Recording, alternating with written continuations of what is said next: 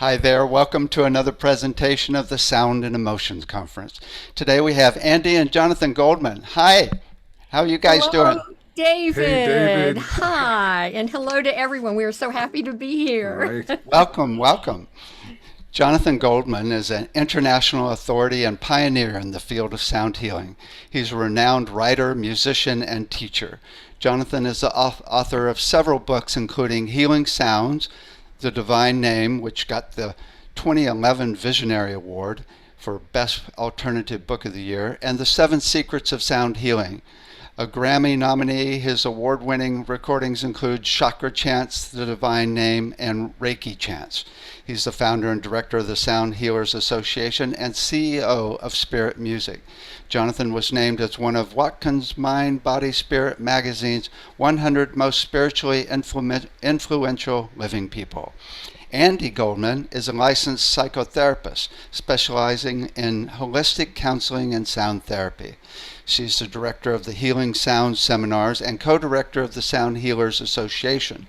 She's a musician, teacher, sound healer, award-winning author, and wife and partner of Jonathan. Jonathan and Andi have co-authored Chakra Frequencies, which got the Best Alternative Health Book of the Year, The Humming Effect, which has just won the 2018 Gold Visionary Award for Best Health and Healing Book. Together, Jonathan and Andi have dedicated their lives to the path of service, helping awaken and empower others with the ability of sound to heal and transform. Their website is healingsounds.com. What have you guys been up to lately? Well, life, liberty, and the pursuit of inner peace, David. Nice. Peace is the whole deal. Oh, absolutely. Indeed. Yeah. So I've got the big question I ask everybody, and that is, if you had all the money in the world, what would you do to help people on the planet? Okay. Do you want to go first? Sure.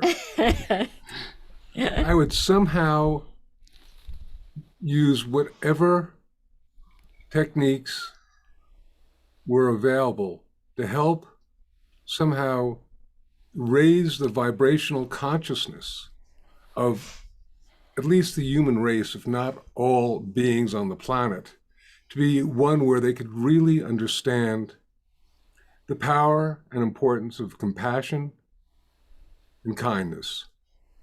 Oh, Cool. sweet, Nice. lovely. Nice. So, Andi? you know what I would do, David? I would do exactly what I am doing right now, and having the opportunity to share love and light and sound with as many people as possible, to lift and raise the consciousness of our planet, and just be able to send out loving kindness to all sentient beings. So I'm delighted to be doing what I'm doing right now. Right. This is certainly part of the whole manifestation process is, the internet being able to bring high caliber consciousness shifting programs such as this conference. So what a blessing. Thank you for, facilitating it. Yeah, thank you. Thank you. Okay, so tell me about your presentation. Well, we are so, first of all, we're just thrilled to be here, David, and thank you again for inviting us. And today, our program is kind of divided into three parts. And the first part, we're going to be talking about what it is about sound that makes it such a powerful healing modality for our emotional bodies. We're going to then be focusing on some principles and protocols and some tools that people can kind of have in their back pocket to help people process their emotions, which will come up obviously with sound. And then we're going to focus on what we call rescue remedy for our emotions, and that is with conscious humming. So that is a bit of an overview on what we're going to be covering. Gotta ask you a question, David. Do you know what rescue remedy is? Does it still exist? We didn't Google that to see. You know, I do remember it from 30 years ago. Yeah. I used to have my bottles. It's a great homeopathic, and we thought, what a great kind of title for conscious humming, rescue remedy for healing our emotions. Right. Excellent. Okay, well, I can't wait. Go ahead and blast off. What is it about sound that affects the emotional body so powerfully? So, David, it's very, very interesting because we've been preparing this presentation for a while, really going back and forth about the emotional body. And we both have a background in working in this field. Myself, I did a number of music therapy trainings and worked actually in a psych hospital with music for a while 40 years ago. And Andi is a licensed psychotherapist, and she actually is the creator of something called telecounsel, which back in the 1980s and 90s was really, if you like, a telephone counseling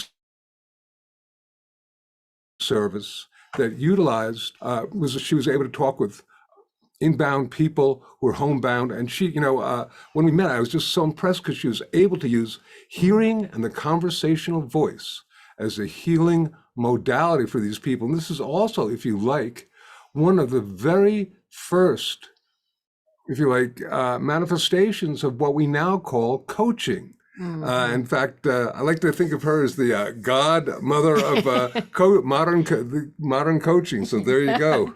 Well, and also, I mean, we have together, I mean, so many years.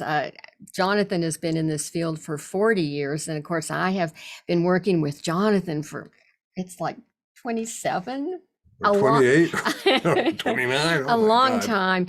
And, David, with my background as a holistic psychotherapist, the emotional body has always been very, very present and important. And what we know is that the emotional body is as important to heal as the physical body, as the mental body, as the spiritual body. There is a connection between all. We are one whole being with all these different bodies. Well, as synchronicity would have it, as we're working on this presentation, trying to pull in all these different pieces, and it's a huge, huge field. And you have some wonderful, wonderful people presenting on it. And it's one of the things that really became clear, particularly yesterday, I picked up a new book, and the third chapter was on working with the emotions as a healing modality. And it basically talked about the fact that the emotional body is not separate from the physical body, is not separate from any of the different spiritual, mental, whatever you want to call it, vibrational fields that we have. Everything is interfacing with each other. So what works on the physical body affects the emotion. What works on the emotional body affects the spiritual body. And what this book was mentioning was back in 1985, when I was actually involved first in doing this stuff, that at the time, the concept that the emotional body could affect the physical body was kind of really considered out there and strange and woo-woo. But nowadays, of course, it's a given that there's this feedback loop that occurs. So to begin, we're just going to give some basic, fundamental aspects of how sound can heal. How does that sound, Andi? Yes. Well, what we want to talk about is that we actually are affected by sound in many ways, of course, but the two ways that we'd like to talk about is psychoacoustics and vibroacoustics. Now, psychoacoustics is when we actually hear the sounds travel in through our auditory pathways into our brains, affecting our brain waves, our nervous system, our heart rate.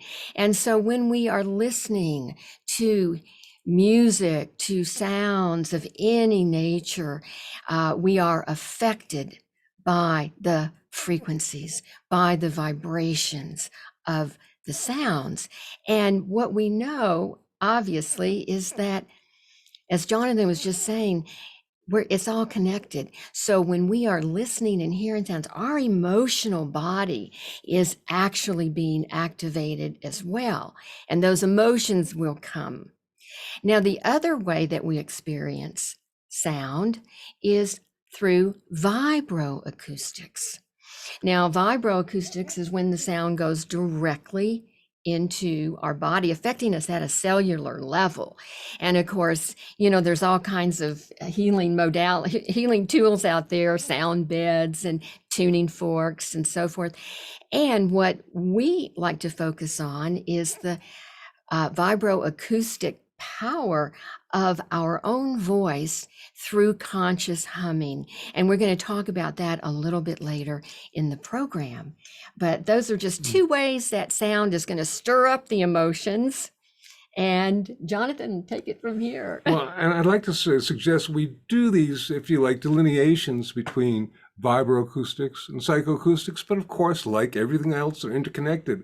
The sounds that we hear oftentimes go into us on a vibroacoustics is when sound goes into us on a cellular level, affecting us down to the cells and our DNA. But at the same time, if there's specific sounds vibrated into the body, that's one thing. But most sound, including the sounds we hear, go into our ears and bodies. But I like the separation because a quote from the New York Times Science section, February 8, 1988, sound shaped in a dazzling tool can make, break, or rearrange molecular structure. So on a level, we are talking about a sound, an energy that can rearrange molecular structure. And so when people ask, well, what sort of conditions can be treated successfully with sound, I say, if you can rearrange molecular structure, the possibilities are endless. And our emotions are so, so connected to all of this, David, because our emotional body, sound shakes things up. And when sound shakes things up, our emotions get really activated. And we're going to be talking about ways that, we can work with and process our emotions. But before we do that, 40 years ago, Jonathan created a formula that is so relevant for our discussion, and that is frequency, i.e. the sound, plus intent equals healing.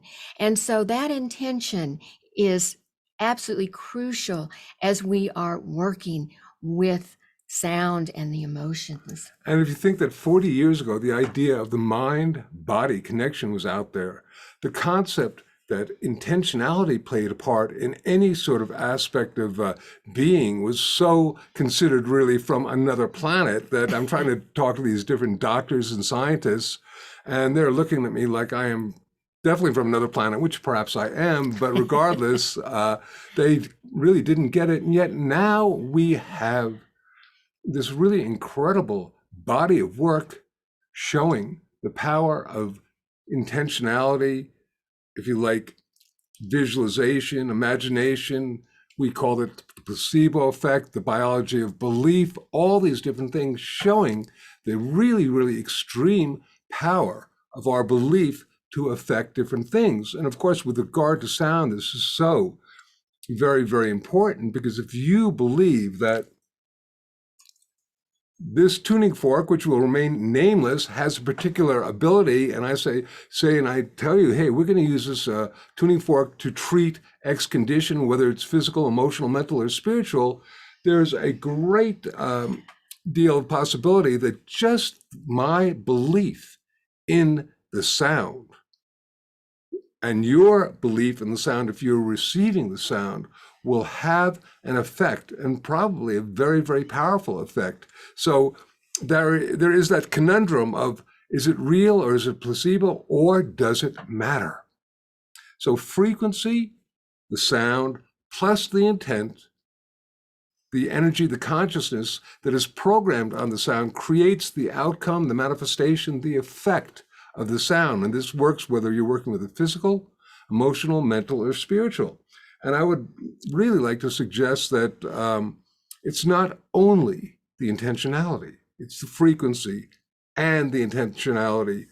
For example, when athletes will do visualization or imagination, or if you like, putting the intention into doing something, and it triggers stuff in their neurons and the muscles working, all this stuff, but it's more effective when they practice it physically as well. So it's a combination of the two of these things. And, there's so many, basic principles of sound and why it is such a powerful tool.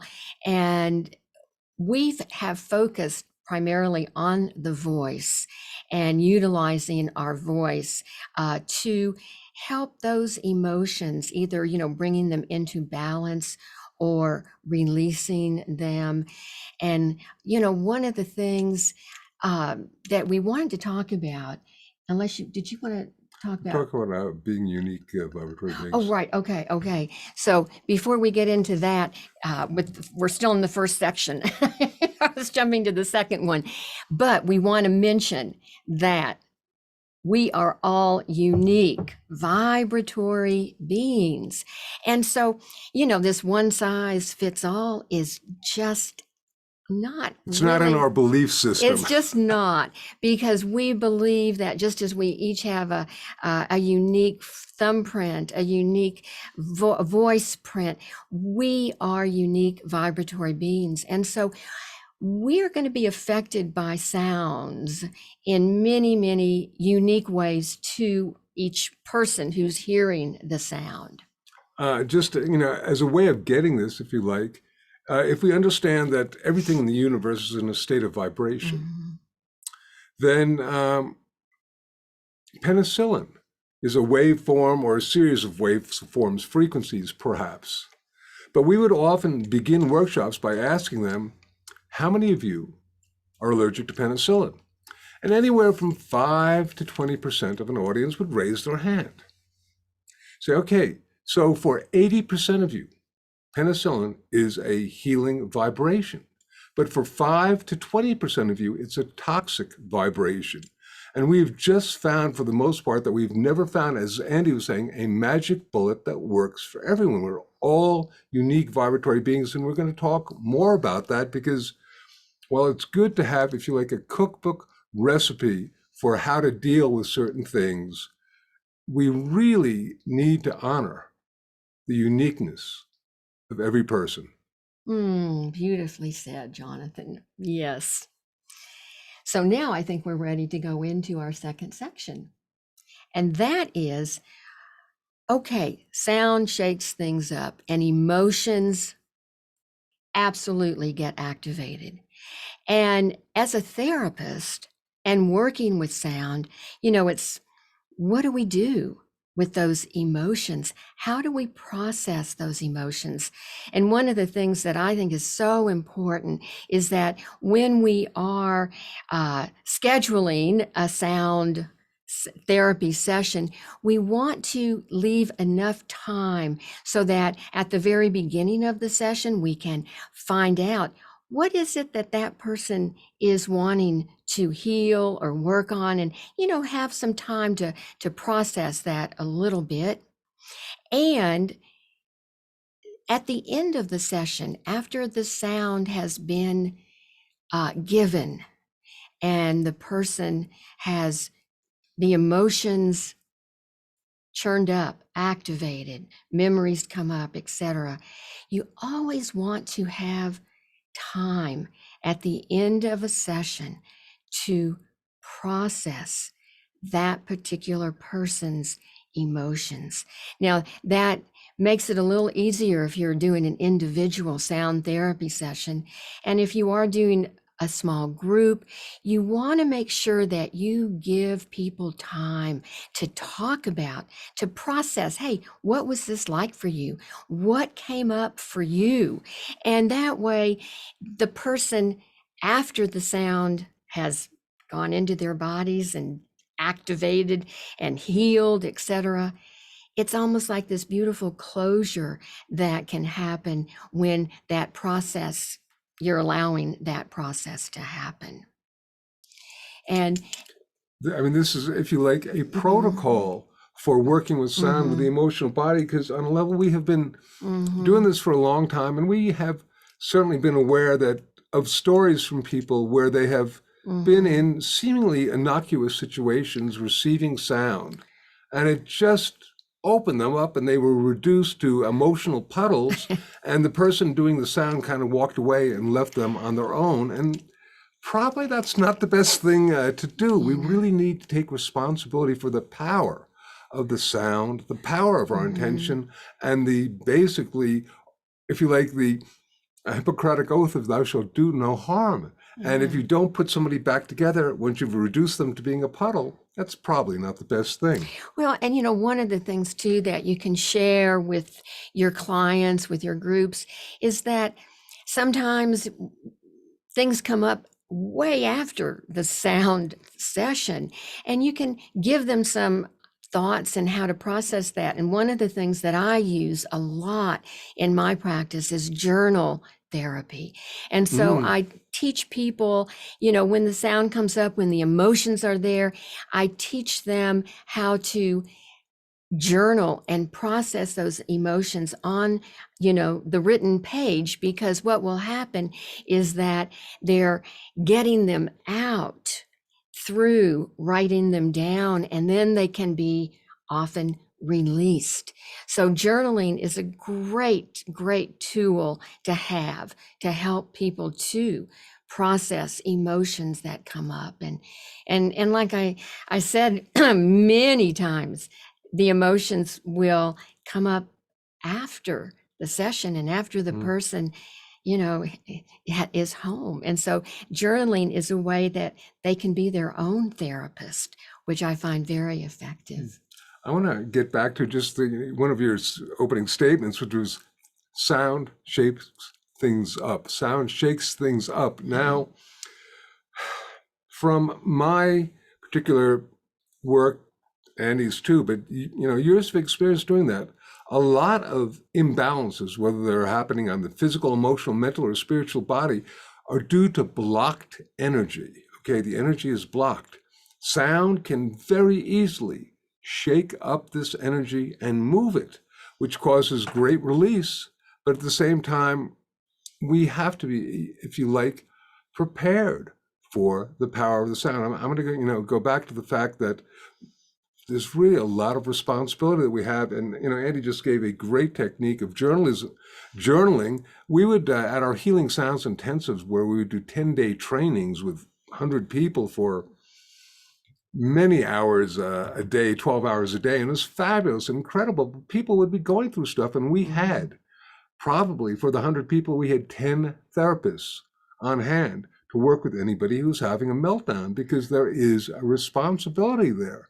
And we just really want to suggest that anybody who is doing work, get a little bit of, also read a book, or, I mean, if you can't get a, you know, a degree in psychology or whatnot, really get some background into understanding how the, you know, how sound can work and things that can be used for tools for working with people who are going through emotional crisis. And, you know, with my training as a holistic psychotherapist working with sound, you know, I felt very blessed that I had this background in working with the emotional body. And one of the forms of therapy that I embraced was Rogerian therapy, which is client-centered. And I could really definitely superimpose that onto my sound therapy clients, because I don't know what their body knows, and they know, their bodies know where the sound actually needs to go. And so I think an important thing too in working with the emotional body as a therapist is to get out of the way and let the sound, if you're using your voice or you're using a Tibetan bowl or bell, whatever, but to allow that sound to Tuning go forks.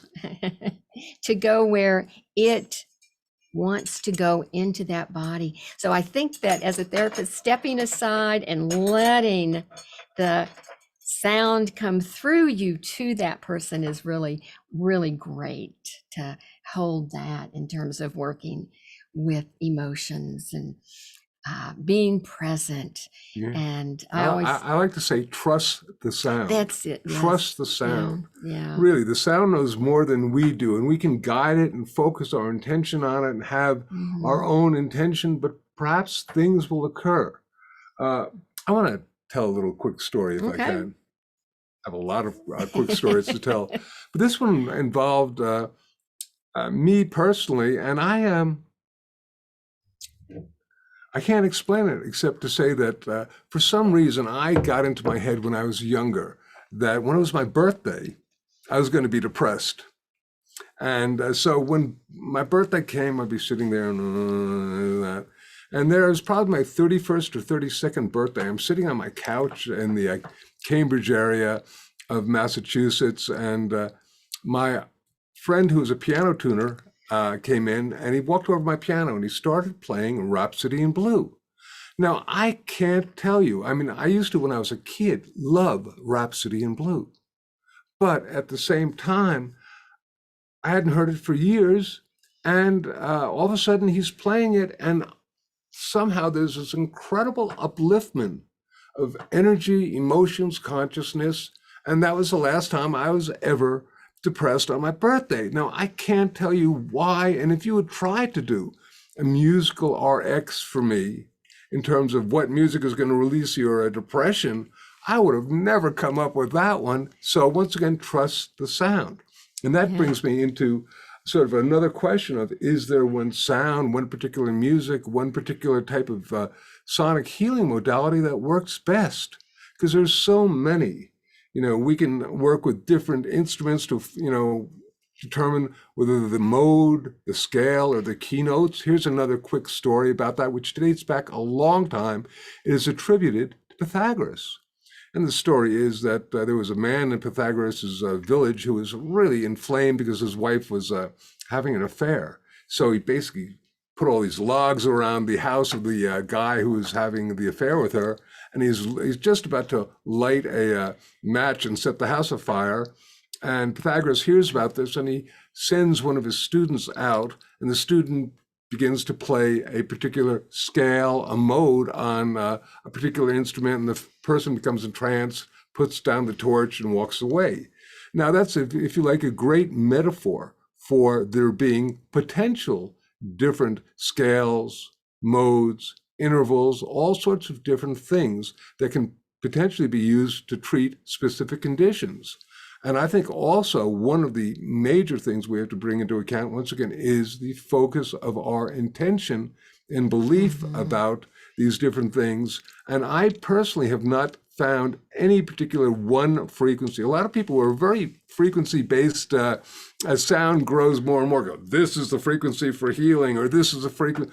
I don't believe so. I believe that sound is this incredible, nurturing smorgasbord of foods that each one has its own specific purpose. And I think that depending upon the time, the place, and the need of the individual, almost any sound can literally be healing, which also brings us into the concept of the ISO principle. And the ISO principle is such a great principle for people to know who work with sound, or who work with therapy at any level, because what it means is that you want to, as a therapist, meet the person where they are. You know, if someone comes in and they're, very agitated, and, you need to kind of meet them there and very gradually, bring them into a place of center, but you have to do it gradually. And this actually applies as there's a phenomenon called entrainment, which basically, where you can take a vibration, and that vibration can shift and change the vibrations of something else. But it's probably most effective if you start where the person is close to vibrating and then slowly shift and change them. And this, as if you're working with binaural beats, if you just put on a binaural beat frequency, it's less effective than if you sort of have the beats going to where a person is initially vibrating and then slowly getting them. And this has been known for a while. Most people ignore this as a principle, but it's very powerful and very profound. And it's just something we'd like to share with you all. So the whole idea of entrainment and different instruments and toning. Okay, so bottom line, we love toning, and we've worked with mantras, harmonics, overtone chanting, all sorts of unique vibratory self-created sounds. One of the reasons we like the voice in particular, as you say, it's everyone's got one. The user's manual is relatively easy. It's a great way to project intentionality. From my perspective, it's the best way of projecting intentionality because you're not going through an instrument. It's literally you are the instrument, and it doesn't require electricity. And you always have it with you.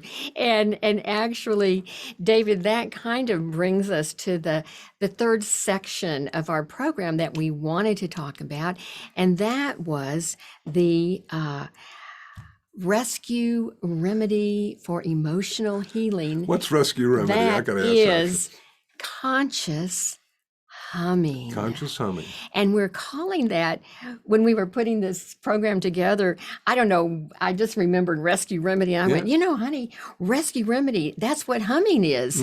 It's when you are in an emotional state and you're out of balance, you're stressed out, oh my goodness, and you are not with your therapist, you're not in a sound therapy group, you're out in the world.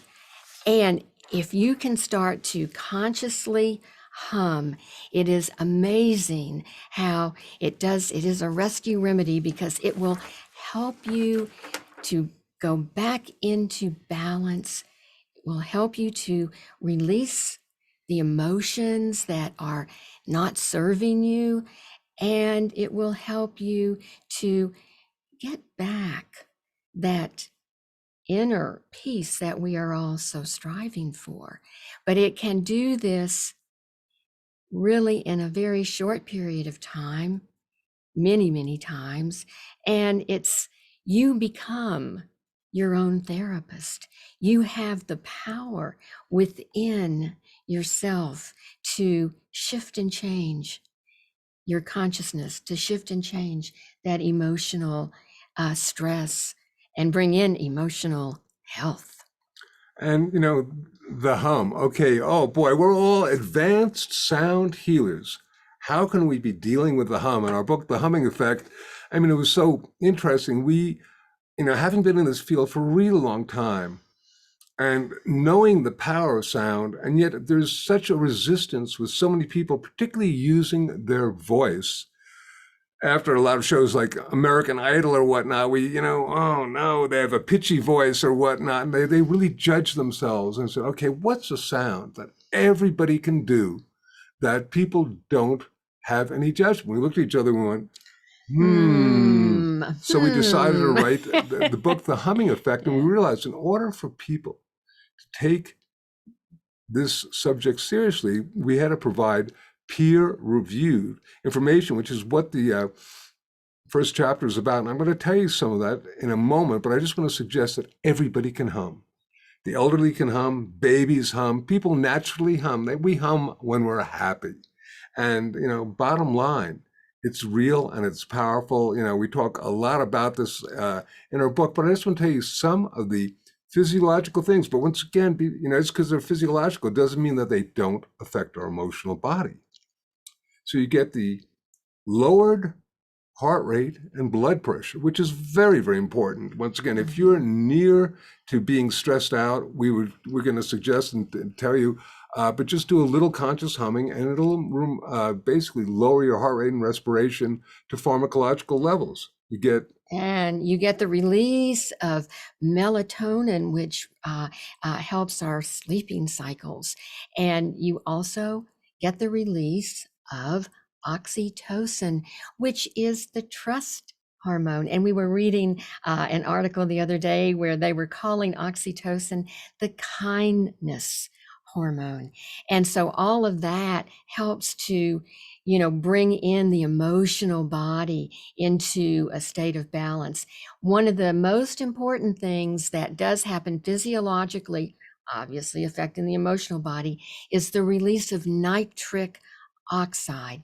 And Jonathan's going to talk about that right now because it is an incredible molecule for bringing in Science emotional magazine named it the balance. molecule of the year in the 1990s. And nitric oxide is a vasodilator, which means it widens our blood vessels, allowing more oxygen to flow.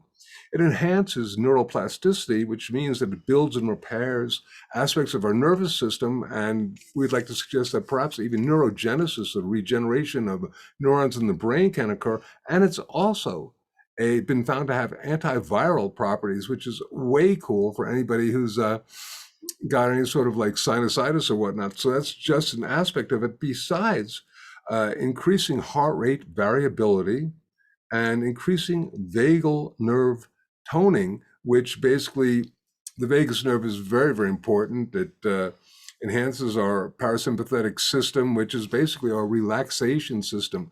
So simply through humming, you can basically be in a state of relaxation. And here's the do. Andi and I were talking about the fact that mostly when people get in that state of really emotional rashness and they just want to lash out at each other back and forth, it's like, okay, it's almost instantaneous. So we need something that works like really quick. And I, for myself, have sometimes found when I get so stressed out or so angry or whatnot, that I can't make a real good tone. But I've never had that at the time when I can't hum. Well, one of the things that we talk about is when you do get into perhaps a very stressed out, agitated state, and if you are with a family member, or your partner, or whatever, if you make a contract ahead of time saying, okay, when we get into one of those places, which we all get into because we're all human and the emotional body is such a big part of who we are. But if we can sort of make a contract with each other ahead of time saying, when that happens, would you start to hum with me?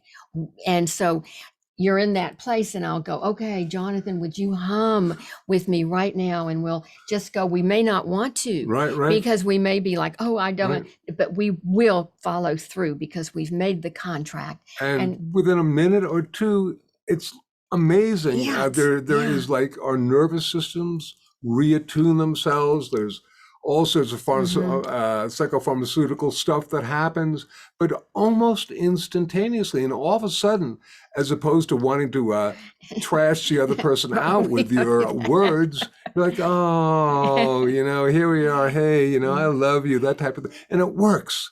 It works really fast. And this is like a key. So people who are in relationships, even with parent and child or whatever, friends, just humming, and consciously humming, because we do differentiate between, humming zippity doo dah, for instance, or, a song that you love, which is great. And that releases, everything too. But when we are consciously humming and before we begin to hum, we focus on our breath. We want to take some nice, deep belly breaths. We want to do diaphragmatic breathing before we actually begin to hum. So that breathing is an important piece in conscious humming. And let me take it a step further. And really, when you deal with the concept of coherence, which means that the heart and the brain are working together, this is just a wonderful way to do this. And Andi's going to basically lead a little bit of a guided meditation. Then we're going to do some hums. But when you get your brain heart rate coherence, you get just wonderful toning of the vagus nerve, which reduces everything. And a lot of this has to do with working with the energy of gratitude and appreciation. And I just also want to say that we're going to probably hum just 5 times. So anybody who's doing it, check yourself out before you hum. Then we're going to do some deep breaths with Andi doing a little bit of a guiding thing. We're going to hum, and you want to hum on one note, like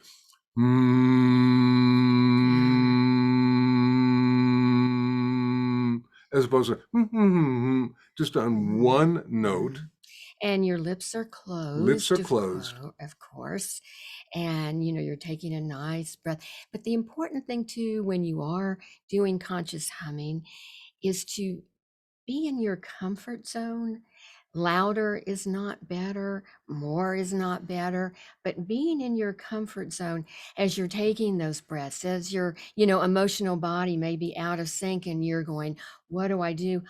Take a nice deep breath.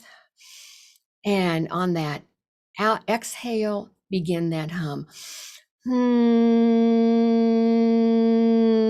And that is going to bring you into an emotional state of equilibrium in a pretty short period of time, Right. generally. And also, after you get done, allow yourself a little while to be in silence. I like to say that silence is the yin to the yang of sound. It is where the true shift and change occurs after you've made the vibrations. So after you've made these vibrations through the hum, be in silence and allow the energy to create the shifts and changes necessary. And when we lead our exercise, we'll probably do this for 30 seconds or so, but normally, if you're going to be humming for 5 minutes, be in a state of silence for 5 minutes. And here's a reality base. You will probably be so really literally blissed out because of the different hormones and neurochemicals and all that stuff that are being released that you won't want to get up. And so make sure you don't have to go pick up your kid at school or something immediately after that, because it's a very powerful, almost psychotropic experience. Yeah. Well, and in our book, The Humming Effect, we have, many different exercises and, tips and tools of the trade of actually helping with the emotions and humming. And what we thought we would do today, David, and this might be a good time, is to just bring our audience a brief experience of a guided humming meditation. And so if this is a good time, we could go ahead and begin that. So, okay. Great. And I'd like to suggest that we'll do this with the intention simply of reducing stress, which is always, and if you like, removing anxiety and whatnot, which will actually sort of naturally happen just by the act of humming. But if we put our intentionality into it, it'll be even more. And this will be, if you like, a wonderful little experience in how you can use your own self-created sounds for emotional healing. And you can share this with others. One of the reasons we're dealing with the hum so much is that it's a sound everybody can do, and it really is growing rapidly. So many people are teaching and demonstrating and doing these videos and humming, and we love it. Because, I mean, how cool. This is a way, I feel like the hum is a gateway sound that can introduce people to the field of sound healing. I love that. Okay. Are you ready, my dear? Yes, I am. So lead them in a little guided meditation So too. what we're going to do is start out, we'll close our eyes and sit up straight with your back straight if you can. And just begin to focus on your breathing. Breathing in and breathing out, taking some nice deep breaths and releasing anything that is not serving you in this moment. Let that go with a sigh, for instance. Just allowing your body to begin to feel a sense of comfort and relaxing. And as we're breathing in and out in this manner, holding, if possible, that intention that Jonathan just mentioned of releasing any anxiety, any stress, and holding that intention of bringing our emotional body into balance, into health and harmony. And so what we'll do is we'll take a couple more breaths. And breathe, and as you do that, think of something that you feel grateful for, that you're appreciative of. It can be a sunrise, a mountain stream running by, a pet, an offspring, whatever, something that you feel appreciative of. And this breathing, and then breathe into your heart. This helps create this coherence, and it's so very, very important. Being, if you like, grateful and appreciative of. This helps taking, if you like, a breath of loving kindness. And what we're going to do is we're going to do a series of 5 hums, and after that we will be in silence. So let's take a nice deep breath, and remember the inhale, having our bellies extended, and on the exhale, that is where the hum comes out. So Jonathan, are you ready to lead us into these 5 hums? Okay, honey. You throwing them at you. Okay.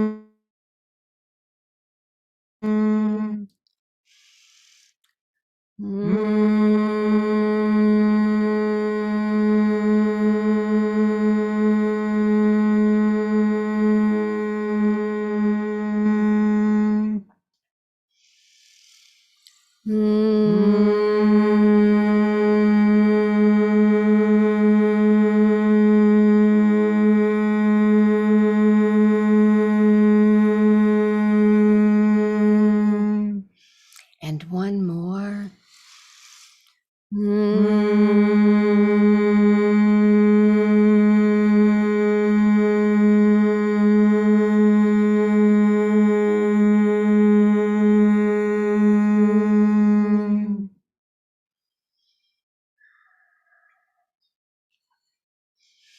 And now we'll be in silence for a few moments.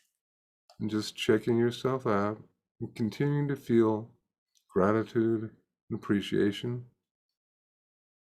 I know I'm feeling a little lightheaded right now, so I want to acknowledge that. And as we are in silence, it is such a beautiful time to listen within.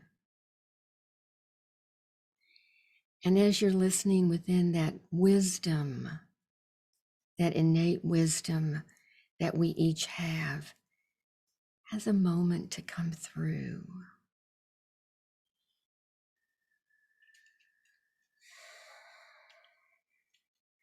And normally, if we were to do this, we'd probably, even from those 5 hums, just allow more time to be in silence. But since we're doing this with everyone, we'll just sort of come back, just check it out. And David, if you're there and you did that, how did that feel, my friend? I don't know if I can talk. Okay. It was beautiful. It's amazing how simple it is. Yeah. Right? And so effective with being so simple. I mean, if people just did this 10 times a day, then that would become the norm. The peace would become the norm. Right? Yes.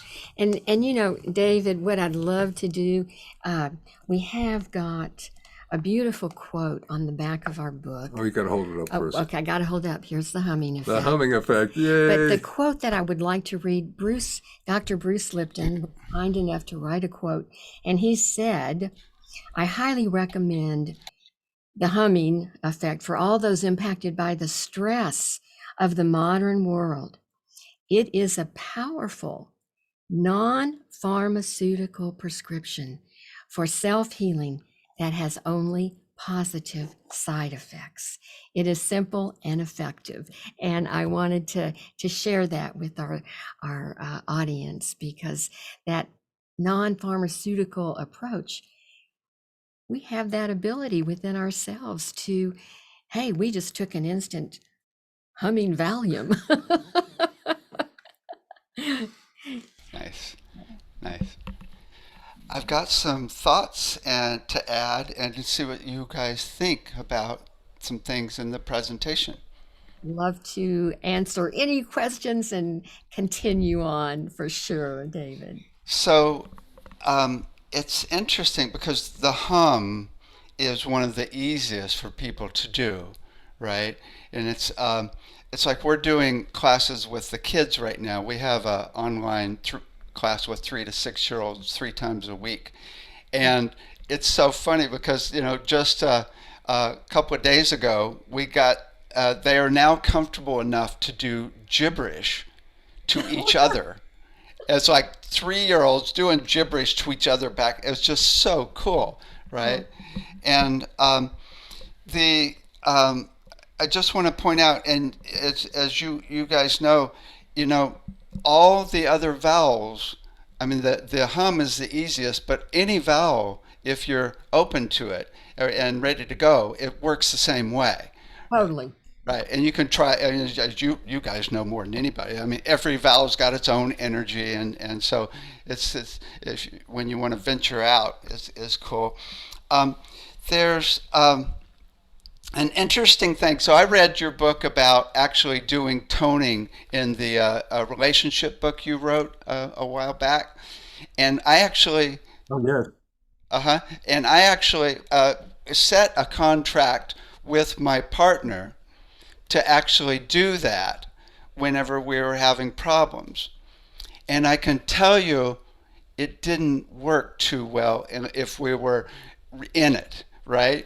But what did work, I mean, sometimes it did. What actually did work is to set a later time and set sacred space and light candles and then do it, right? And then say, I feel this way when you do that.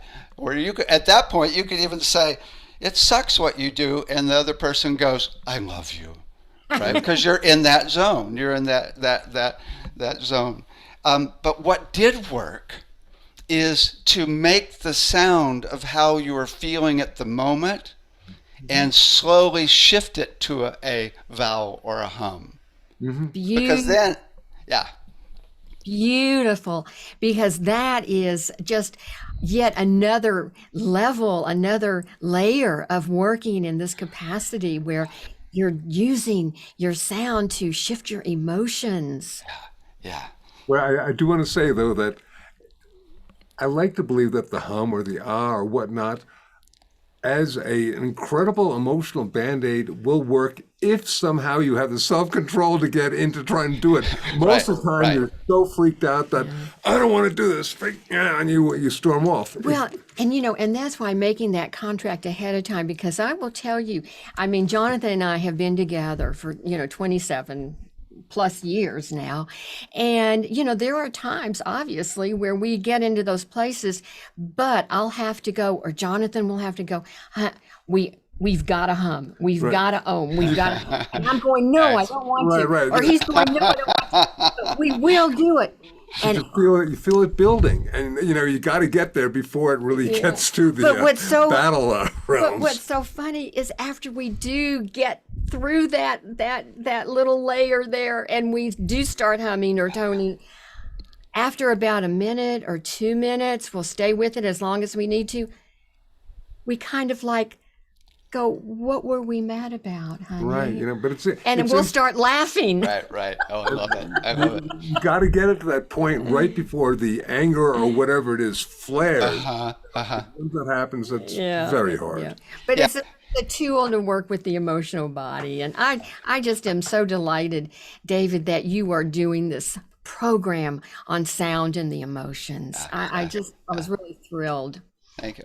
Yeah, commonly, if I've got anything going on, there's more commonly, it's not major, and it's very easy. I immediately start humming. Like I was like a little stressed yesterday, and not only started humming, but I was sending love to the people I was stressed about. Right, and that was really cool. It's like, so in my classes we go through 11 different things. You can basically different intentions. Which includes gratitude and compassion and love. It could even be welcoming, and it could be the sound of your soul. Right, just tuning into that. And I found that sending love with the sound, like is just the best, right? Although any of those are good. As far as archetypal frequencies, it's interesting. You were talking earlier about what frequencies are the best, and it seems really everybody agrees that everybody's got their own set of frequencies and harmonics and musical interval relationships within the system and musical flows, right? But there's one archetypal frequency that I've come across that as the kind of the main one that we're tuned to on the planet. And that is the Schumann Resonance, right? Yeah. Right? It's like what we're all synchronized to. So I've kind of defaulted to that one as the one. There's also all these other archetypal patterns like the golden mean, right? Yeah, Which totally, we can. yeah. Yeah. And the Taurus, right? But when you get down to it, the best I've found is tuning to, you mentioned it briefly, tuning to that person's brainwave state that they're naturally in, that rhythm of them, which is an average of the heart rate, which we found is an octave. The brainwaves and the heart are when you average out the heart, they're actually an octave. So to tune to that actual rhythm and note is the very best for bringing a person to peace, right? And you can play with it. You can just go up and down, as you know, and find the note that's the best. And there's a harmonic relationship also between different. This actually, since this is sound and emotions, we'll just leave it here and go, yes, sir. And we've got the Schumann Resonance, and this is only for myself, because I've had such profound personal experiences, and then we've created some tuning forks that are basically used on the body, and doctors and whatnot of that are tuned to the Schumann Resonance, and this has been my personal experience and all that stuff, and other people with that. But thank you, because I'm there with you in my book, The Seven Secrets to Sound Healing. I had this whole thing of, I don't think there's a magic frequency. And in the second edition, I had to put a paragraph in going, but I have personally had some extraordinary healing experiences with the Schumann Resonance. You know what I think is the very best, though, is all frequencies at the same time. I mean, that's source. That's God, right? I mean, all at the same time. The cosmic, angelic choir of every frequency. And a lot of the sounds of nature are really this massive, almost white noise thing. Right. And I was reading yesterday that the sounds of nature, which affect different parts of the brain than music that we're listening to. So which is very, very interesting as well. So more on this later. We could do I had a recording of Pachelbel Cannon that starts with the ocean, and we actually hooked up to somebody with 24 electrodes of EEG, and the ocean was way more effective than the song. We have that one too, actually. It's great. Cool. Pachelbel with ocean, Right. Okay, so as far as integrity, I really want to share this. We've got a group with 500 doctors and sound therapists, and we've been creating treatment plans and detailed ideas as to how to work with people that are going through very specific issues. We've got everything from PTSD to anxiety and depression. And if you go to medicalsoundassociation.com, because you were talking about studying a bit and learning how you could work with people that are actually releasing or having a major healing crisis, there's some excellent information there that's really good to look over if you're going to be doing some deep work with people. Right. I actually checked out some of that yesterday. Kudos. Very nice, David. Absolutely. And it's wonderful. I realized it got me to thinking that I actually, when I first began doing this, was involved with some of the really great, at the time in the 1980s and 90s, music therapists and people who were doing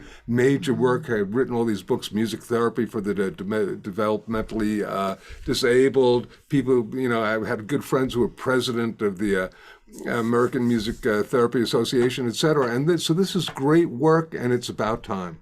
So blessings and thank David, you. thank you for all that you are doing, because so much helping people in such service is, I just value that so highly. Thank you. I've got one more thing I want to mention that see what you think, especially Andi, because what we're looking at is a protocol for psychotherapists to use, to actually have it accepted by the board and to actually incorporate into schools.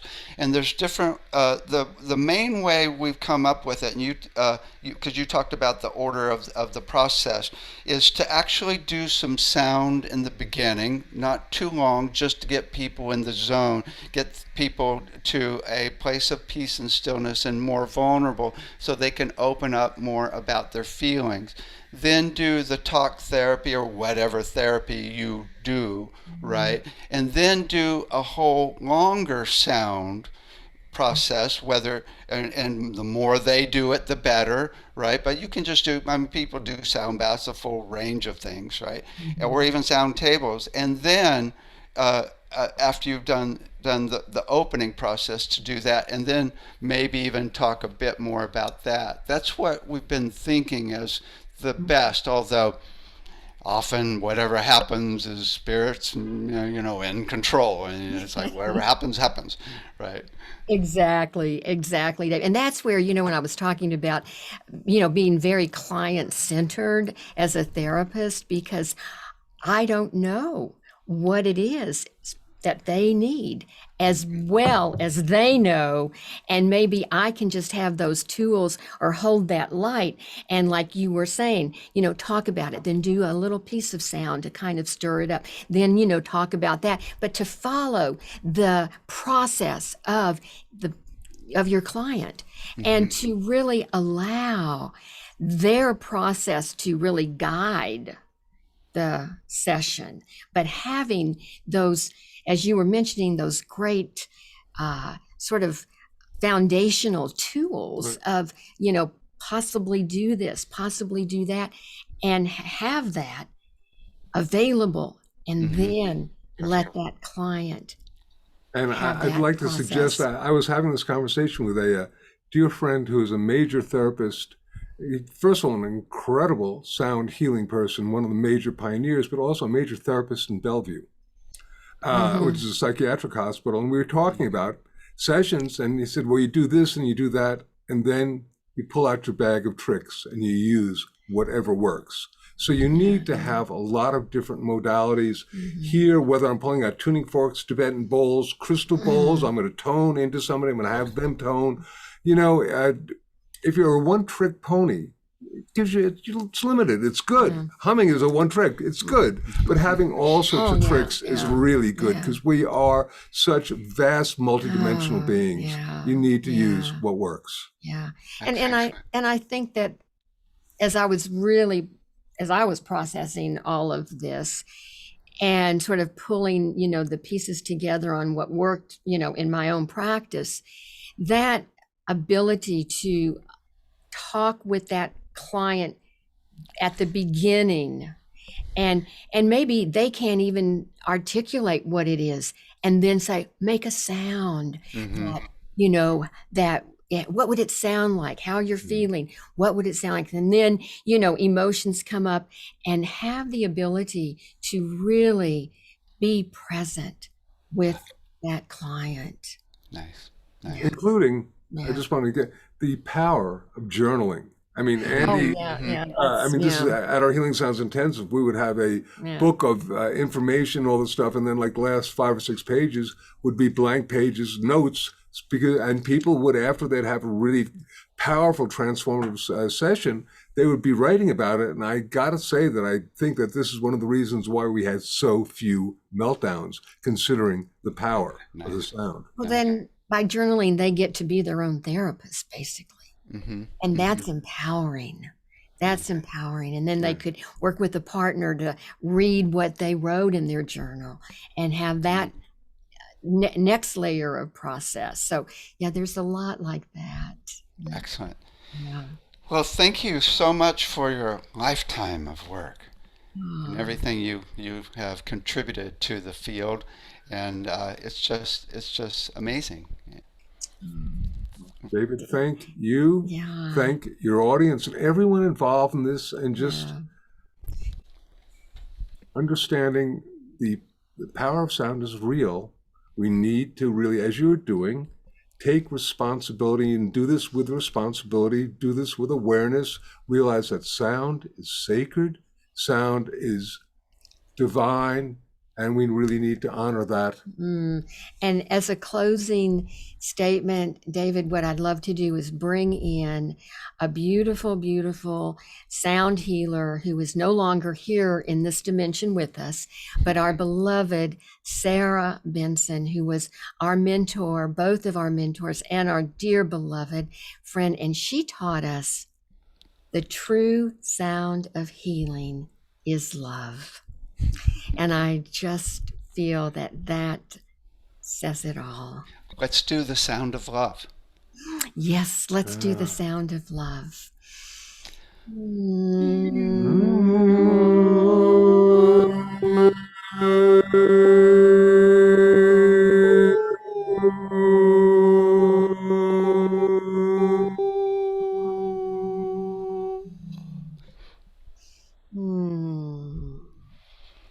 Love to everyone. Thank you so much. I'm going to play the closing video now. Thank you, David.